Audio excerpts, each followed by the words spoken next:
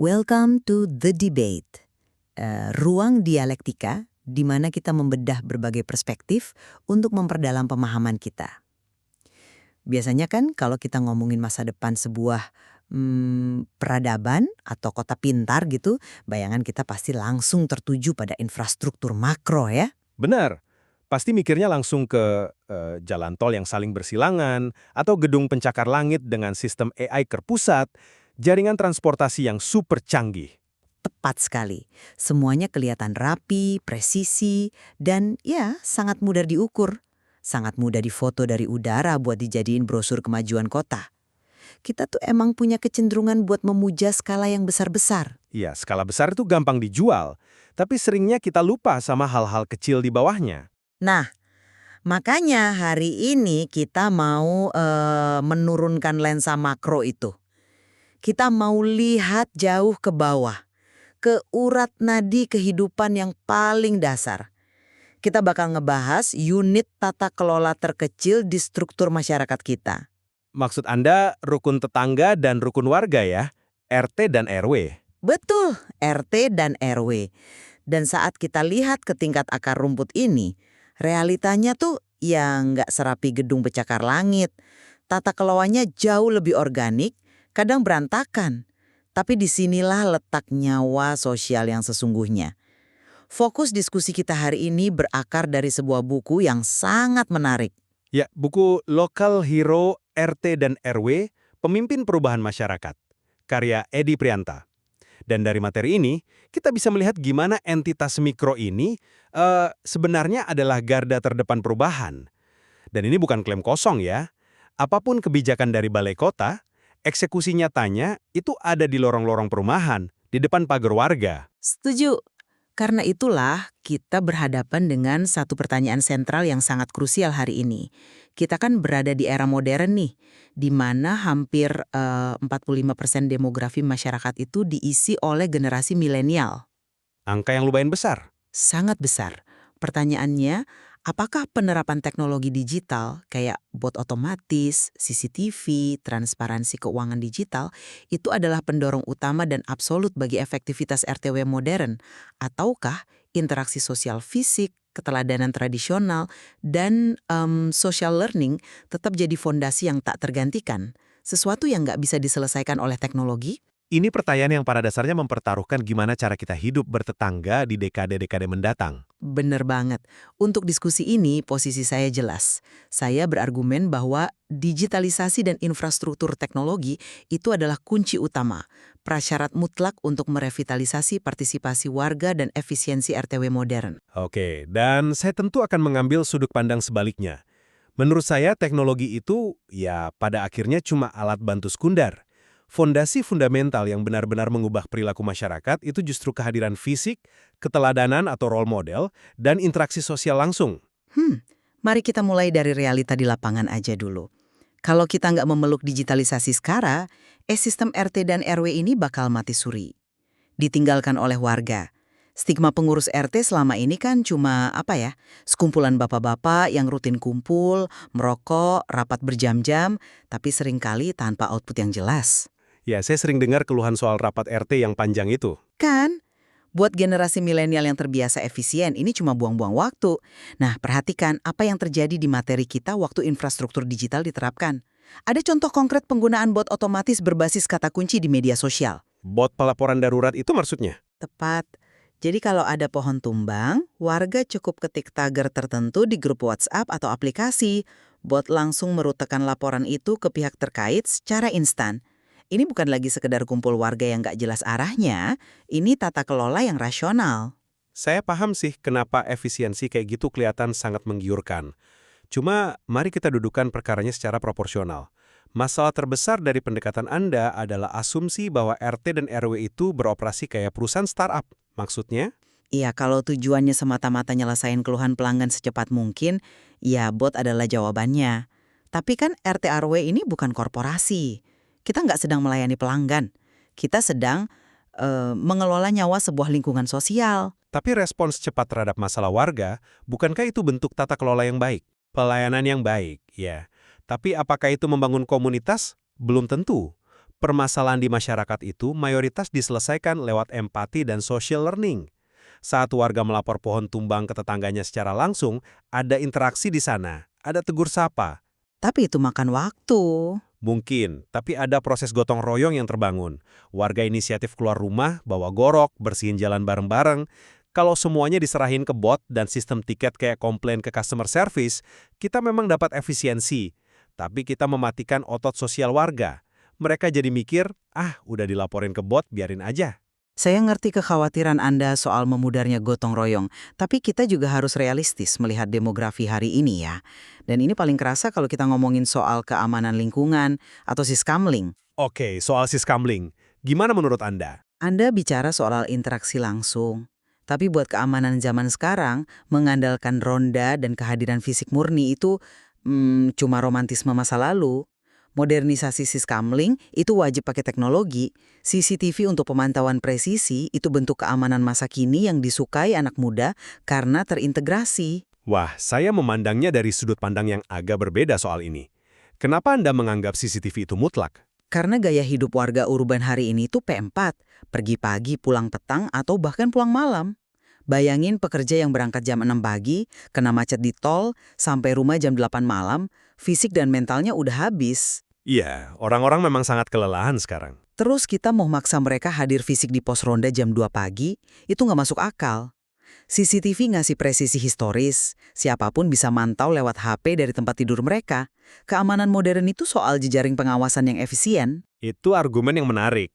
Tapi ini jebakan ilusi teknologi yang sering kita telan mentah-mentah. CCTV itu pada dasarnya nggak mencegah kejahatan. Secara mekanis, kamera pengawas itu cuma cuma seorang sejarawan. Sejarawan gimana maksudnya? Kan dia merekam bukti. Betul, merekam bukti setelah peristiwa itu terjadi.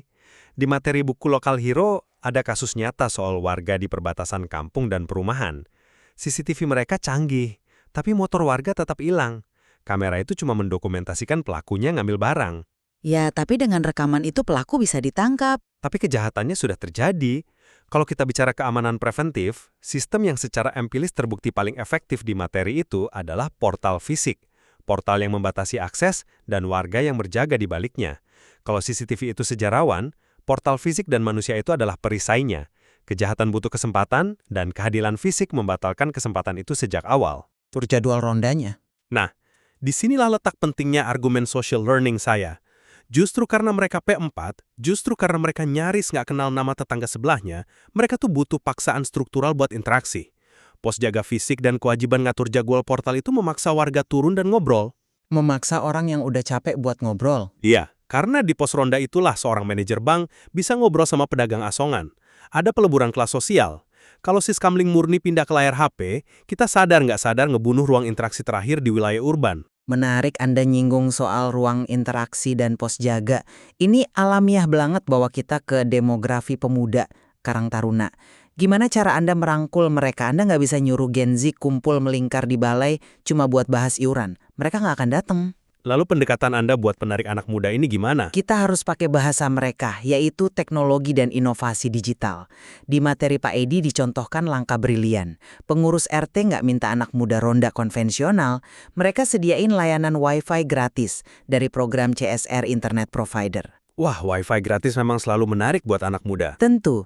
Dan apa yang mereka lakukan? Mereka dilibatkan buat bikin sistem hidroponik bertenaga panel surya. Anak-anak ini merakit sensor, baca data kelembaban tanah dari ponsel. RT bertransformasi jadi lab inovasi. Barulah anak muda ngerasa RT ini keren dan mau ngasih waktu mereka. Saya nggak memungkiri hidroponik berbasis sensor itu ide yang sangat cemerlang. Tapi, pernahkah Anda mempertimbangkan bahaya fundamental kalau daya tarik kita murni cuma layar dan konektivitas internet? Bahaya seperti apa? Ini kan edukatif. Generasi muda saat ini lagi krisis isolasi digital. Menggunakan Wi-Fi gratis sebagai umpan utama itu berisiko mengamplifikasi keterasingan itu. Mereka kumpul di balai RT, tapi mata mereka terkunci ke HP masing-masing. Tujuan utama Karang Taruna itu bukan buat ngajarin mereka coding. Tapi kan itu skill masa depan yang sangat dibutuhkan. Itu hard skill. Masalahnya, anak muda kita kekurangan soft kompetensi dari pendidikan formal. Mereka pintar baca sensor data, tapi pas tetangganya nyetel musik kekencangan tengah malam, mereka nggak tahu cara ngetuk pintu dan negosiasi secara sopan. Mereka butuh mengasah resolusi konflik tatap muka. Terus cara ngasahnya gimana kalau bukan lewat proyek bersama? Fasilitas fisik yang sederhana. Pengadaan fasilitas olahraga kayak meja pingpong di balai warga, misalnya. Itu memantik diskusi loh. Tunggu. Anda membandingkan proyek hidroponik panel surya dengan meja pingpong. Tepat sekali. Secara psikologis, main pingpong itu memaksa kontak mata. Permainan ini memecah kecanggungan, menurunkan ego, bikin candaan organik. Meja pingpong memanusiakan mereka lagi ke dunia nyata, bukan malah bikin mereka makin terisolasi di belakang layar. Oke, saya ngerti logika psikologis di balik meja pingpong itu. Tapi gini, baik itu buat beli meja pingpong, ngeramat balai, atau bikin inovasi, ada satu hal yang mutlak. Kita butuh pendanaan. Dan Anda nggak bakal dapat sepeser pun dari kantong warga kalau nggak ada transparansi. Soal pendanaan dan kepercayaan warga ya. Betul. Tata kelola keuangan akar rumput itu selalu kena penyakit yang sama, yaitu kecurigaan. Bayangin, di grup WhatsApp warga ada yang nanya, uang sampah bulan ini dipakai buat apa? Kalau RT cuma jawab lisan atau nunggu rapat bulanan, pasti muncul rasa-rasaan. Gosip. Ya, rumor negatif soal uang itu memang racun buat partisipasi warga. Makanya pelaporan keuangan digital real time itu krusial. Sistem dashboard di web RT, di mana 100 perak pun bisa dilacak. Sistem ini kayak jendela kaca yang transparan. Begitu kaca dipasang, tembok kecurigaan hancur. Warga nggak bakal ragu nyumbang buat bank sampah atau program lainnya. Maaf, tapi saya kurang sependapat kalau itu dibilang solusi pamungkas. Biar saya jelasin alasannya. Transparansi digital memang bagus buat mencegah korupsi, tapi dashboard digital itu sifatnya sangat dingin. Ia nggak ngebangun kehangatan emosional. Anda melupakan kearifan lokal yang dibahas di materi kita. Kearifan lokal yang mana? Sistem jimpitan receh. Ngumpulin koin receh ke dalam kaleng setiap minggu. Secara rasional dan finansial itu sangat tidak efisien loh. Emang nggak efisien kalau dilihat dari kacamata korporasi finansial. Tapi koin 500 peraknya itu bukan poin utamanya. Tindakan ngumpulin dan ngambil kaleng itu mengharuskan warga berjalan dari pintu ke pintu. Iya, petugasnya capek keliling. Tapi dengarkan suara koinnya. Ada momen saat pemilik rumah lagi nyiram tanaman, lalu mereka sapa-sapaan. Monggo Pak, diambil jimpitannya. Interaksi mikro 5 detik itu menciptakan ikatan komunal. Warga merasa dihargai sebagai manusia di ruang yang sama, bukan cuma entitas penyumbang dana di aplikasi WhatsApp. Saya mengerti mengapa Anda berpikir demikian. Interaksi mikro 5 detik itu memang membentuk keakraban sosial. Tapi izinkan saya memberikan perspektif yang berbeda soal ini. Kita nggak bisa nyelesain krisis masa kini cuma dengan modal tegur sapa di pagar, terutama soal pengelolaan lingkungan ekologis. Maksudnya soal masalah sampah dan sanitasi di wilayah urban. 100%. Skala masalahnya udah terlalu masif. Gunungan sampah domestik nggak bisa diselesaikan dengan senyum dan jimpitan. Keberhasilan bank sampah berskala besar di materi Pak Edi itu karena mereka punya direktur, manajemen khusus layaknya perusahaan, dan infrastruktur sistem. Sistem struktural seperti apa yang menurut Anda lebih penting dari manusia? Pemanfaatan komposter Takakura dan sumur resapan misalnya. Mereka nggak ngebiarin sampah membusuk. Komposter Takakura itu didesain dengan metode aerobik, pakai bakteri di keranjang berlapis, supaya nggak bau sama sekali. Orang urban kan nggak mau rumahnya bau sampah. Ya, penjelasan teknis soal Takakura yang nggak berbau itu memang sangat cerdik buat ngatasi rasa jijik warga. Kan? Sistem infrastruktur inilah yang mengubah masalah sampah jadi keuntungan terukur. Tanpa manajemen digital dan fasilitas canggih ini, niat baik cuma jadi wacana di meja rapat doang. Perubahan terwujud karena sistemnya terfasilitasi dengan baik. Saya setuju alatnya bagus, tapi sistem secanggih apapun punya kelemahan fatal. Dia cuma benda mati. Komposter pembelah bakteri itu bakal mangkrak jadi monumen plastik di sudut dapur kalau nggak ada kebiasaan manusia yang ngegerakinnya. Dan pemilahan sampah organik dan anorganik nggak bisa disuruh otomatis. Tapi dengan manajemen yang baik, kan warganya dipush untuk pakai alatnya. Infrastruktur secanggih apapun bakal mati kalau nggak ada kader lingkungan yang bertindak sebagai role model. Di buku itu sangat jelas, perubahan pola pikir bukan dari wadah sampahnya. Perubahan selalu berasal dari figur pemimpin. 3 orang kader awal yang bersedia tangannya kotor. Tapi tetap butuh sistem pelaporan terpusat kan buat mantau progresnya? Penularannya itu bukan lewat pelaporan layar, tapi lewat observasi sosial, heart to heart. Mereka konsisten ngadu kompos dari dapur sendiri. Tetangganya ngeliat, kok tempat sampahnya nggak bau. Muncul rasa penasaran, terus respect, dan akhirnya rasa malu kalau masih buang sampah sembarangan. Social contagion ini mesin utamanya, bukan aplikasinya. Oke, keteladanan memang percikan apinya. Saya akui, tanpa manusia yang memulai, teknologi cuma besi dan plastik. Tapi kalau kita tarik semua poin argumen ini jadi satu kesimpulan, saya tetap kokoh pada posisi saya. Bahwa digitalisasi adalah segalanya. Bahwa alat bantu digital itu bukan cuma aksesoris. Syscamling dengan CCTV, transparansi keuangan digital, dan bot pelaporan itu adalah arsitektur baru yang mutlak diperlukan.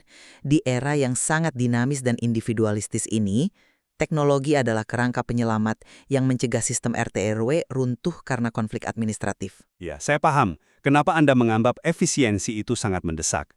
Tapi, kalau saya harus merangkum posisi saya, kekuatan absolut dari sebuah RT dan RW itu tetap terletak pada kehadiran fisik dan manusia. Manusia dan interaksinya. Betul, kehadiran sosok role model, interaksi fisik warga, komunikasi dari hati ke hati, nilai luhur seperti jimpitan atau olahraga bareng, teknologi itu secanggih apapun cuma cangkangnya. Social learning dan gotong royong, itulah nyawanya. Saya rasa kita sampai pada satu titik konvergensi yang menarik banget. Memimpin di ruang lingkup mikro, kayak RT dan RW ini terbukti jauh lebih kompleks dan berdimensi banyak ya, daripada katakanlah mimpin sebuah perusahaan besar. Sangat kompleks, karena kalau di perusahaan kan, Anda menggaji karyawan, Anda punya otoritas penuh buat mecat mereka kalau nggak nurut sistem. Tapi di lingkungan RT, mereka itu tetangga Anda sendiri. Iya, mereka punya ego beda, kelas sosial beda, dan kita nggak bisa pakai uang buat ngatur mereka. Keseimbangan antara adaptasi alat digital yang efisien dan memelihara kearifan lokal itu benar-benar tantangan terbesar pemimpin lingkungan zaman sekarang. Betul. Dan ini menuntut kepekaan yang luar biasa dari para pengurus di tingkat akar rumput ini. Dinamika yang luar biasa untuk kita refleksikan bersama. Untuk Anda yang mendengarkan, ini momen yang pas buat ngecek kembali peran Anda di lingkungan terkecil masing-masing ya. Materi dari buku Lokal Hero ini menyimpan sangat banyak wawasan praktis soal kepemimpinan sosial yang layak banget buat digali lebih dalam. Ya, mari kita lihat lagi, apakah lingkungan kita terlalu sibuk ngejar efisiensi sampai lupa negor tetangga, atau justru terjebak masa lalu? Banyak PR untuk kita semua. Pastinya, sampai jumpa di ruang diskursus kita berikutnya, tetap kritis dan teruslah mengeksplorasi ragam perspektif.